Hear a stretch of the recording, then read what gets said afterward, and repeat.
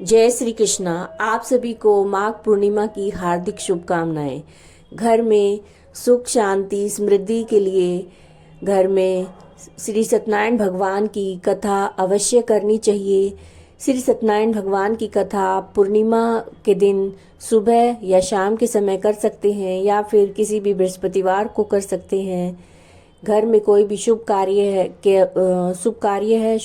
अवसर पर इस कथा को कर सकते हैं या किसी संकट से मुक्ति के लिए भी भगवान सत्यनारायण की कथा को करना विशेष फलदायक होता है। तो आइए श्री सत्यनारायण भगवान का ध्यान करते हुए कथा को आरंभ करते हैं। ओम श्री गणेशाय नमः। ओम। जय हो श्री ब्रह्मा विष्णु महेश की। जय हो सभी देवी देवताओं की। कपूरगौरम कर्णावतारम संसार सारम भुजगेंद्रहारम सदा वसंतम हृदयारविंदे भवानी सहितम नमामि। गजानन भूतगणादि सेवितम कपिजम्बूफल चारुभक्षणम उमासुतम शोक विनाशकारकम नमामि विघ्नेश्वर पाद पंकजम नीलांबु श्याम लोकम लांग सीता स्मारोपित वाम भागम पाणो महासायक चारु चापम नमामि रामम रघुवंशनाथम। तमेव माता च पिता तमेव तमेव बंधुश्च सखा तमेव तमेव विद्या द्रविणम तमेव तमेव शर्मम देव देव जय प्रभु। श्री सत्यनारायण भगवान की कथा का पहला अध्याय। एक समय नैमिषारण्य तीर्थ में शौनकादिक 88,000 ऋषियों ने श्री सूत जी से पूछा कि हे प्रभु, इस कलयुग में वेद विद्या रहित मनुष्यों को प्रभु की भक्ति किस प्रकार से मिलेगी, उनका उद्धार कैसे होगा। हे मुनि श्रेष्ठ, कोई ऐसा तप कहिए जिससे थोड़े समय में ही पुण्य प्राप्त हो और मनोवांछित फल मिले। वो कथा सुनने की हमारी इच्छा है। सर्वशास्त्र ज्ञाता श्री सूत जी बोले, हे वैष्णवों में पूज्य, आप सबने प्राणियों के हित की बात पूछी है। अब मैं उस श्रेष्ठ व्रत को आप लोगों से कहूँगा जिस व्रत को नारद जी ने श्री लक्ष्मी नारायण जी से पूछा था और श्री लक्ष्मीपति ने मुनि श्रेष्ठ नारद जी से कहा था। सो ध्यान से सुनो। एक समय योगी राज नारद जी दूसरों के हित की इच्छा से अनेक लोकों में घूमते हुए मृत्यु लोक में आ पहुँचे और यहाँ अनेक योनियों में जन्मे हुए प्राय सभी मनुष्यों को अपने कर्मों के द्वारा अनेक दुखों से पीड़ित देखकर सोचा, किस यत्न के करने से निश्चय ही मानव के दुखों का नाश हो सकेगा। ऐसा मन में सोचकर विष्णु लोक को गए। वहां श्वेत वर्ण और 4 भुजा वाले देवों के इस नारायण का, जिनके हाथों में शंख चक्र गदा और पद्म थे, वरमाला पहने हुए थे, देखकर स्तुति करने लगे। हे भगवान, आप अतन शक्ति से संपन्न हैं, मन और वाणी भी आपको नहीं पा सकती। आपका आदि मध्य और अंत नहीं है। निर्गुण स्वरूप सृष्टि के कारण भक्तों के दुखों को नष्ट करने वाले हो। आपको मेरा नमस्कार है। नारद जी से इस प्रकार स्तुति सुनकर विष्णु भगवान बोले, हे मुनि श्रेष्ठ, आपके मन में क्या है और आपका किस काम के लिए आगमन हुआ है, निसंकोच कहिए। तब नारद मुनि बोले, मृत्यु लोक में सब मनुष्य जो अनेक योनियों में पैदा हुए हैं, अपने अपने कर्मों के द्वारा अनेक प्रकार के दुखों से दुखी हो रहे हैं। हे नाथ, मुझ पे दया रखते हो तो बताइए, उन मनुष्यों के सब दुख थोड़े से ही प्रयत्न से किस प्रकार दूर हो सकते हैं। श्री सत्यनारायण जी बोले, श्री भगवान बोले, हे नारद, मनुष्यों की भलाई के लिए तुमने बहुत अच्छी बात पूछी है। जिसके करने से मनुष्य मोह से छूट जाता है, वो मैं कहता हूँ, सुनो। पुण्य प्रदान करने वाला स्वर्ग तथा मृत्यु लोक में दोनों में ही दुर्लभ एक उत्तम व्रत है। आज मैं प्रेम वश तुमसे कहता हूँ, श्री सत्यनारायण भगवान का ये व्रत अच्छी तरह से विधान पूर्वक करके मनुष्य तुरंत यहाँ सुख भोग कर मरने पर मोक्ष को प्राप्त होता है। श्री भगवान के वचन सुनकर नारद मुनि बोले, उस व्रत का फल क्या है, क्या विधान है, किसने इस व्रत को किया था और किस दिन ये व्रत करना चाहिए, विस्तार से कहो। भगवान बोले, दुख शोक आदि को दूर करने वाला, धन धान्य बढ़ाने वाला, सौभाग्य और संतान को देने वाला ये व्रत सभी स्थानों पर विजय प्रदान करने वाला है। भक्ति और श्रद्धा के साथ किसी भी दिन मनुष्य श्री सत्यनारायण भगवान की शाम के समय ब्राह्मणों और बंधुओं के साथ धर्मपरायण होकर पूजा करे। भक्ति भाव से नैवेद्य, केले का फल, घी, दूध और गेहूं का चूर्ण सवाया ले। गेहूं के अभाव में साठी का चूर्ण, शक्कर और गुड़ ले सब भक्षण योग्य पदार्थ जमा करके भगवान को अर्पित करे तथा बंधु बांधवों सहित ब्राह्मणों को भोजन कराए। पश्चात स्वयं भोजन करे। नृत्य गीत का आचरण करके श्री सत्यनारायण भगवान का स्मरण करता हुआ समय व्यतीत करे। इस तरह से व्रत करने पर मनुष्य की इच्छा निश्चय ही पूरी होती है। विशेषकर कली काल में मृत्यु लोक पर यही मोक्ष का सरल उपाय है। ये श्री सत्यनारायण भगवान की कथा का पहला अध्याय संपूर्ण हुआ। श्रीमन नारायण नारायण नारायण, भजमन नारायण नारायण नारायण। जय हो श्री सत्यनारायण भगवान की जय। दूसरा अध्याय। सूत जी बोले, ऋषियों, जिसने पहले समय में इस व्रत को किया है उसका इतिहास कहता हूँ, ध्यान से सुनो। सुंदर काशीपुरी नगरी में एक अत्यंत निर्धन ब्राह्मण रहता था। वो भूख प्यास से बेचैन हुआ नित्य पृथ्वी पर घूमता था। ब्राह्मणों से प्रेम करने वाले भगवान ने ब्राह्मण का रूप धारण करके उसके पास आदर से पूछा, हे विप्र, नित्य दुखी हुआ पृथ्वी पर क्यों घूमता है? दीन ब्राह्मण बोला, मैं निर्धन ब्राह्मण हूँ, भिक्षा के लिए पृथ्वी पर फिरता हूँ। हे भगवान, यदि आप इसका उपाय जानते हो तो कृपया करके कहो। वृद्ध ब्राह्मण बोला, श्री सत्यनारायण भगवान मनोवांछित फल देने वाले हैं, इसलिए ब्राह्मण तू उनका पूजन कर, जिसके करने से मनुष्य सभी दुखों से मुक्त हो जाता है। ब्राह्मण को व्रत का सारा विधान बतलाकर बूढ़े ब्राह्मण का रूप धारण करने वाले श्री सत्यनारायण भगवान अंतर्ध्यान हो गए। जिस व्रत को वृद्ध ब्राह्मण ने बतलाया मैं उसे करूंगा, ये निश्चय करने पर उसे रात में नींद नहीं आई। वह सवेरे उठकर सत्यनारायण भगवान के व्रत का निश्चय करके भिक्षा के लिए चला। उस दिन उसे भिक्षा में बहुत सा धन मिला, जिसे बंधु बंधुओं के साथ उसने श्री सत्यनारायण का व्रत किया और इसके करने से वह विप्र सभी दुखों से छूटकर अनेक प्रकार की संपत्तियों से युक्त हुआ। उस समय से वह विप्र हर मास व्रत करने लगा। इस तरह श्री सत्यनारायण भगवान के व्रत को जो करेगा वह मनुष्य सभी दुखों से छूट जाएगा। इस तरह नारद जी ने नारायण जी का कहा हुआ, ये व्रत मैंने तुमसे कहा, हे विप्रो, अब और मैं क्या कहूँ? ऋषि बोले, हे मुनिवर, संसार में उस विप्र से सुनकर और किस किसने इस व्रत को किया हम सब सुनना चाहते हैं, इसके लिए हमारे मन में श्रद्धा है। सूत जी बोले, हे मुनियों, जिसने इस व्रत को किया वो सब सुनो। एक समय वो विप्र धन ऐश्वर्य के अनुसार बंधु बांधवों के साथ व्रत करने को तैयार हुआ। उसी समय एक लकड़ी बेचने वाला बूढ़ा आदमी आया और बाहर लकड़ियां रखकर विप्र के मकान में गया। प्यास से दुखी लकड़हारा उनको व्रत करते देखकर विप्र को नमस्कार करके कहने लगा, आप ये क्या कर रहे हैं और इसको करने से क्या फल मिलता है? कृपया मुझसे कहिए। ब्राह्मण ने कहा, सारी मनोकामनाएं पूरी करने वाला ये श्री सत्यनारायण भगवान का व्रत है। इसकी कृपा से मेरे यहाँ धन धान्य आदि की वृद्धि हुई है।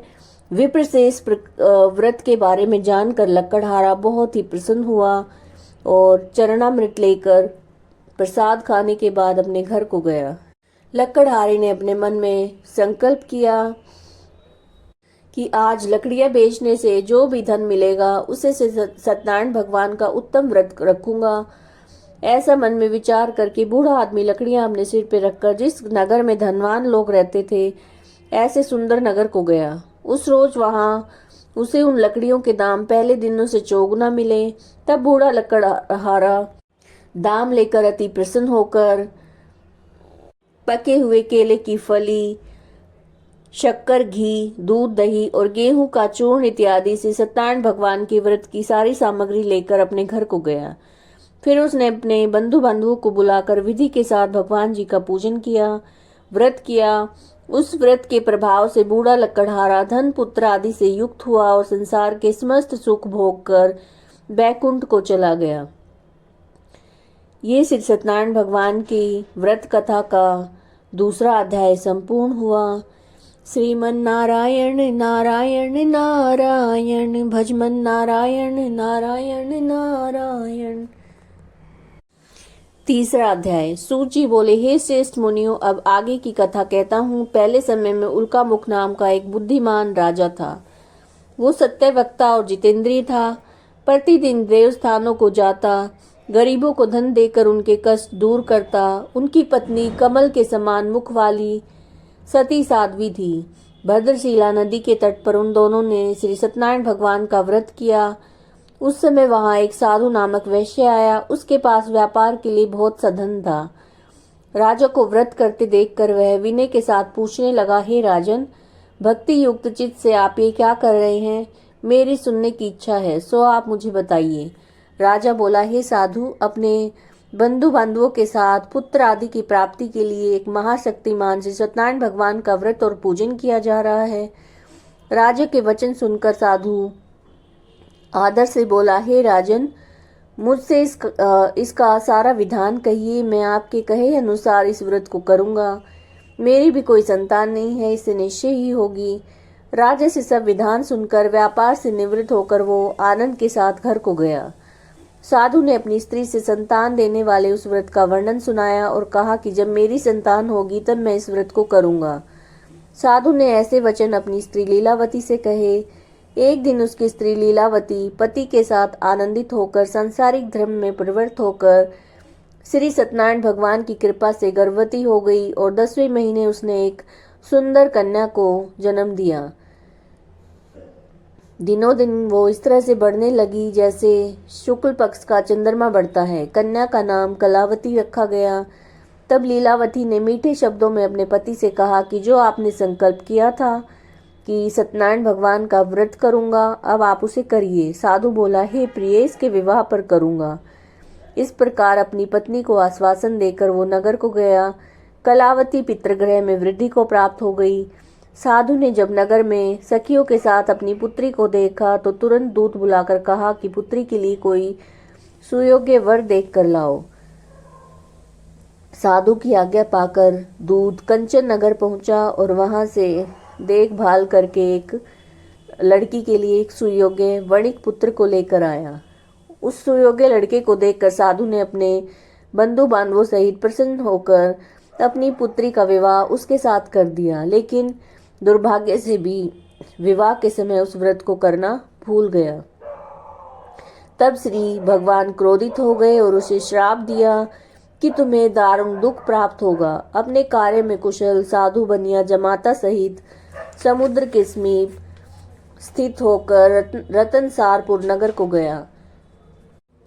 वहां दोनों ससुर जमाई चंद्रकेतु राजा के उस नगर में व्यापार करने लगे। एक बार से सत्यनारायण भगवान की माया से प्रेरित कोई चोर राजा का धन चुराकर भागा जा रहा था, किंतु राजा के दूतों को आता देखकर चोर ने घबराकर भागते हुए राजा के धन को वहीं पर चुपचाप रख दिया जहां वो ससुर जमाई ठहरे हुए थे। तब दूतों ने उस साधु वैश्य के पास राजा के धन को रखा देखा तो दोनों को बांध कर ले गए और प्रसन्नता से दौड़ते हुए राजा के समीप जाकर बोले, ये 2 चोर हम पकड़ कर लाए हैं, देख कर आज्ञा दें। तब राजा की आज्ञा से उनको कठिन कारावास में डाल दिया और उनका धन छीन लिया।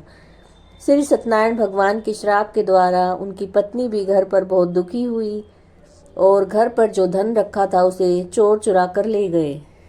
शारीरिक मानसिक पीड़ा और भूख प्यास से अति दुखी होकर अन्न की चिंता में कलावती एक ब्राह्मण के घर गई। वहां उसने श्री सत्यनारायण भगवान का व्रत होते देखा, फिर कथा सुनी और प्रसाद ग्रहण करके रात को घर आई। माँ ने कलावती से कहा, हे पुत्री, अब तक कहाँ रही? तेरे मन में क्या है? कलावती बोली, हे माता, मैंने एक ब्राह्मण के घर में श्री सत्यनारायण भगवान का व्रत देखा है। कन्या लीलावती ने परिवार और बंधुओं सहित श्री सत्यनारायण भगवान का पूजन किया, वर मांगा कि मेरे पति और दामाद शीघ्र आ जाएं, और साथ ही प्रार्थना की कि हम सबका अपराध क्षमा करो। श्री सत्यनारायण भगवान इस व्रत से संतुष्ट हो गए। राजा चंद्रकेतु को स्वप्न में दर्शन देकर कहा, हे राजन, दोनों वैश्यों को छोड़कर को प्रातःकाल ही छोड़ दो और उनका जो भी धन लिया है वो उन्हें दे दो, नहीं तो मैं तेरा धन, राज्य और पुत्र आदि सब नष्ट कर दूंगा। राजा से ऐसे वचन कहकर भगवान अंतर्ध्यान हो गए। प्रातःकाल राजा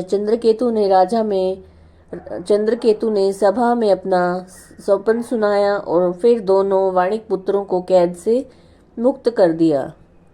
दोनों को सभा में बुलाया गया। दोनों ने सभा में आते ही राजा को नमस्कार किया। राजा मीठे वचनों से बोला, हे महानुभाव, भाग्य से ऐसा कठिन दुख आपको प्राप्त हुआ है, अब तुम्हें कोई भय नहीं है। ऐसा कहकर राजा ने उन्हें नए नए वस्त्र और आभूषण पहनाए। जितना धन लिया था उससे दुगना धन देकर आदर के साथ विदा किया। दोनों वैश्य अपने घर को चल दिए। ये श्री सत्यनारायण भगवान की कथा का 3रा अध्याय संपूर्ण हुआ। श्रीमन नारायण नारायण नारायण, भजमन नारायण नारायण नारायण। जय हो सत्यनारायण भगवान की। 4था अध्याय। सूत जी बोले, वैश्य ने मंगलाचार करके यात्रा आरंभ की और अपने नगर को चल दिया। थोड़ी दूर निकलने पर दंडी वेशधारी श्री सत्यनारायण जी ने उनसे पूछा, साधु तेरी नाव में क्या है?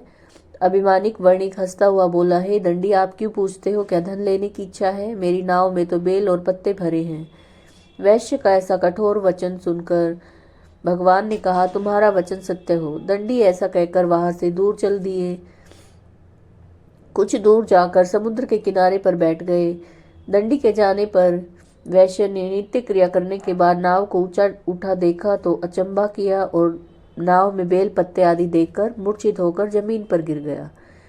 फिर मूर्छा खुलने पर शोक प्रकट करने लगा।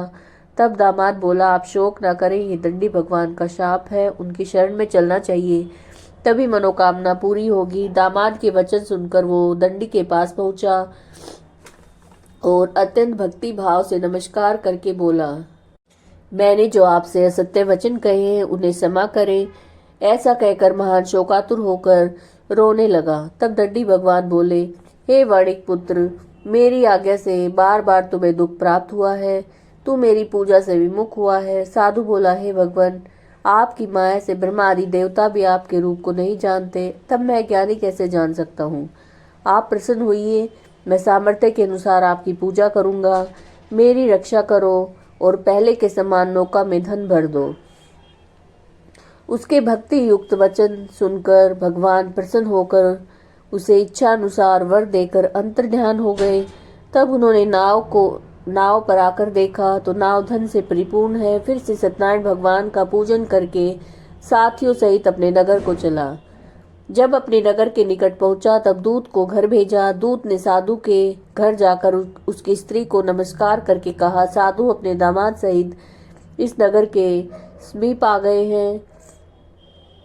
ऐसे वचन सुनकर साधु की स्त्री ने बड़े हर्ष के साथ श्री सत्यनारायण भगवान का पूजन किया। पुत्री से कहा, मैं अपने पति के दर्शन को जाती हूँ, तू कार्य पूर्ण करके शीघ्र आ। माँ के ऐसे वचन सुनकर कलावती प्रसाद छोड़कर जल्दी में पति के पास गई। प्रसाद की अवज्ञा के कारण सत्यनारायण भगवान रुष्ट हो गए और उसके पति को नाव सहित पानी में डुबा दिया। कलावती अपने पति को न देखकर रोती हुई जमीन पर गिर गई। इस तरह नौका को डूबा हुआ और कन्या को रोता हुआ देखकर साधु दुखी होकर बोला, हे प्रभु, मुझसे या मेरे परिवार से जो भूल हुई उसे क्षमा करो। उसके दीन वचन सुनकर सत्यनारायण भगवान प्रसन्न हो गए और आकाशवाणी हुई, साधु, तेरी कन्या मेरे प्रसाद को छोड़कर आई है, इसलिए इसका पति अदृश्य हुआ है। अगर ये घर जाकर प्रसाद खाकर लौटे तो इसे पति अवश्य मिलेगा। ऐसी आकाशवाणी सुनकर कलावती ने घर पहुंचकर प्रसाद खाया और फिर पति के दर्शन किए। तत्पश्चात साधु ने बंधु बांधवों सहित से सत्यनारायण भगवान का विधि पूर्वक पूजन किया। इस लोक में सुख भोग कर अंत में स्वर्ग लोक को गया। ये श्री सत्यनारायण भगवान की कथा का 4था अध्याय संपूर्ण हुआ। श्रीमन नारायण नारायण नारायण, भजमन नारायण नारायण नारायण। जय हो श्री सत्यनारायण भगवान की जय। 5वां अध्याय। सूत जी बोले, हे ऋषियों, मैं और भी कथा कहता हूँ, सुनो। प्रजा पालन में लीन तुंगध्वज नाम का एक राजा था। उसने भी भगवान का प्रसाद त्याग कर बहुत दुख पाया। एक समय वन में जाकर वन्य पशुओं को मारकर बड़ के पेड़ के नीचे आया। वहां उसने ग्वालों को भक्ति भाव से बंधुओं सहित श्री सत्यनारायण जी का पूजन करते देखा। राजा देख कर भी अभिमानवश वहां नहीं गया, न नमस्कार किया। तब ग्वालों ने श्री सत्यनारायण भगवान का प्रसाद उसके सामने रखा तो वो प्रसाद त्याग कर अपने नगर को चला गया। वहां उसने अपना सब कुछ नष्ट पाया तो वो जान गया कि ये सारा भगवान ने किया है और विश्वास करके ग्वालों के समीप गया, विधि पूर्वक पूजन करके प्रसाद खाया तो सत्यनारायण भगवान की कृपा से सब कुछ पहले जैसा हो गया। फिर दीर्घ काल तक सुख भोग कर मरने पर स्वर्ग लोक को गया। जो मनुष्य परम दुर्लभ व्रत को करेगा, भगवान की कृपा से उसे धन धान्य की प्राप्ति होगी, निर्धन धनी बंदी बंधन से मुक्त होगा और संतानहीनों को संतान की प्राप्ति होती है तथा सारे मनोरथ पूर्ण होकर अंत में बैकुंठ धाम को जाता है। जिन्होंने पहले इस व्रत को किया उनकी दूसरे जन्म की कथा कहता हूँ। वृद्ध शतानन ब्राह्मण ने सुदामा का जन्म लेकर मोक्ष को पाया। लक्कड़हारी ने अगले जन्म में निषाद बनकर मोक्ष को प्राप्त किया। उल्का मुख नाम का राजा दशरथ होकर बैकुंठ को प्राप्त हुआ। साधु नाम के वैश्य ने मोर ध्वज बनकर अपने पुत्र को आरे से चीरकर मोक्ष को प्राप्त किया। महाराज तुंगध्वज ने स्वयंभू होकर भगवान में भक्ति युक्त होकर कर्म करके मोक्ष को प्राप्त किया। ये श्री सत्यनारायण भगवान के व्रत की कथा का 5वां अध्याय संपूर्ण हुआ। श्रीमन नारायण नारायण नारायण भजमन नारायण नारायण नारायण। जय हो श्री सत्यनारायण भगवान की जय।